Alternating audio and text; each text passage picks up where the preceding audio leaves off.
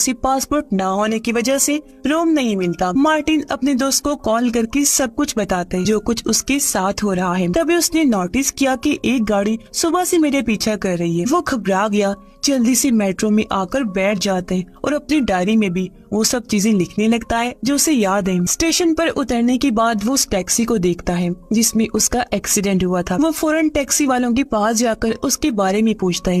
वो लोग बताते हैं कि हाँ, वो टैक्सी एक लड़की चलाती है जिसका नाम जीना है और इस टाइम वो एक बार में काम करती है। मार्टिन फौरन उस बार में चला गया जहाँ जीना उसे कहती है कि मुझे तुमसे कोई बात नहीं करनी, तुम चले जाओ यहाँ से। लेकिन मार्टिन फिर भी कोशिश करता रहता है उसे बात करने की, मगर जब जीना नहीं सुनती तो वो वहाँ से हॉस्पिटल के लिए निकल जाता है प्रोफेसर से मिलने के लिए। लेकिन उसने देखा कि प्रोफेसर के साथ वहाँ दूसरा मार्टिन खड़ा है। उसे गुस्सा आ गया, वो दोनों पर चिल्लाने लगा, कहता है कहीं तुम लोग मेरे खिलाफ साजिश तो नहीं कर रहे। इस पर दूसरा मार्टिन भी गुस्से में आकर कहता है तुम फजूल बातें कर रही हो, असली मार्टिन हैरिस मैं हूँ। यहाँ दोनों प्रोफेसर को अपने अपने बारे में बताने लगते हैं। उनकी सारी बातें सेम थी, कोई फर्क नहीं था।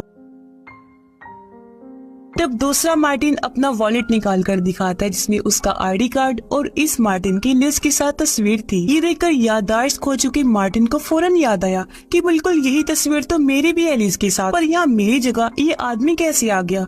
ये सारी चीजें वो बर्दाश्त नहीं कर पाता, उसका दिमाग चकरा जाता है और वो बेहोश होकर नीचे गिर जाता है। मार्टिन को जब होश आई तो नर्स उसके सामने थी। वो मार्टिन को एक डिटेक्टिव का नंबर देते हुए कहती है कि ये तुम्हारी मदद कर सकता है। डॉक्टर उसे कहती है कि तुम दिमागी तौर पर अभी भी बीमार हो, तुम्हें आराम की जरूरत है और इसीलिए उस दिन मैं तुम्हें जाने से मना कर रहा था, तुम्हें तब नहीं जाना चाहिए था। मार्टिन कहते हैं अच्छा आप ये बताएं, अगर मैं मार्टिन ना होता तो क्या मुझे मार्टिन के बारे में सारी बातें याद होती। मुझे लगता है कि कुछ बहुत ही बड़ा और गलत